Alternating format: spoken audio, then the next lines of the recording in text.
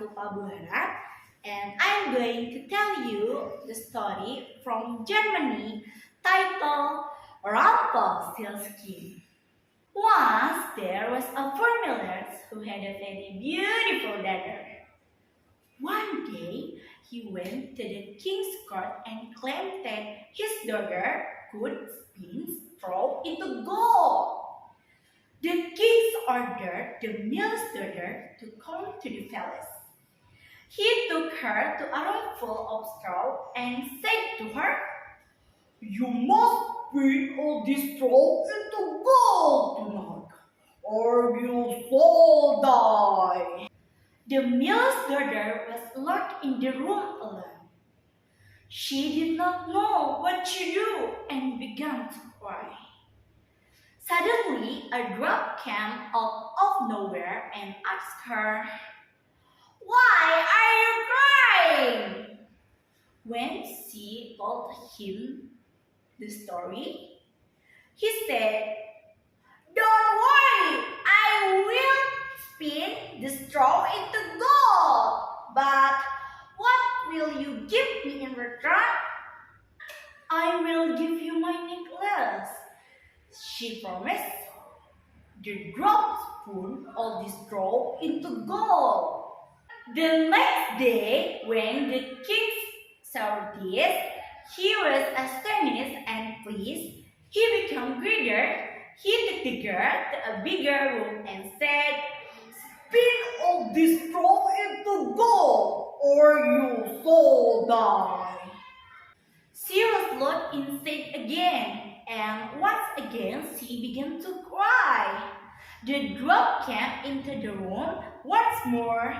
He said, "If I will spin all this straw into gold, what will you give me this time?"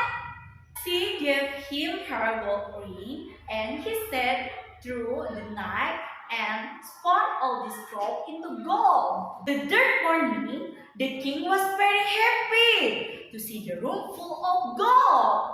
He took her to a biggest room filled with straw and said, "If you spin all this straw, you shall become my wife." The girl was locked up, and once again she began to cry.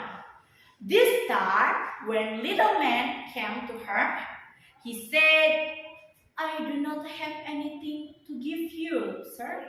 What will I do?"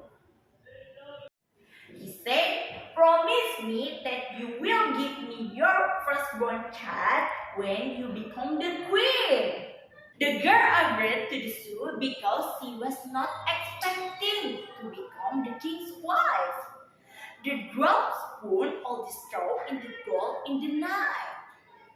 The dwarf came to the queen to take her a baby away, but she forgot about the promise. She cried and begged him to let her baby alone. The dwarf said, "I will not take your baby if you can guess my name. I will give you 3 days." Saying this, he disappeared. The queen tried to remember all kinds of names. The next night, when he came, she told him all the uncommon names she could think of. "Perhaps your name is Short Trips, or Sing, or Leslie." But he always answered, "It's not my name." The next day, the queen sent her servants all over the country to get all the possible names of the people. That night, the dwarf came to the queen, but she could not guess his real name. On the third day, a servant went to the forest to find the little man.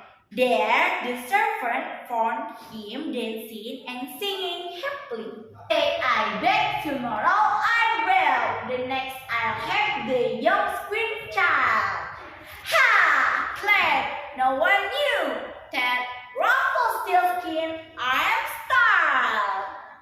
The servant went back and told the queen the names of the dwarf. That night, when the little man came to the queen, she was already prepared. The dwarf challenged, "Do you give up? Shall I take your child away?" The queen replied, "Is your name Harry?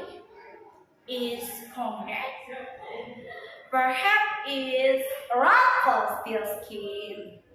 Hearing his name, the dwarf screamed, "How could you possibly know my name?" Then he ran away to the forest, never be seen again. The end. The moral in the story is we should always tell truth and generally sincere helping other people. That's all for my performance. Thank you for attention.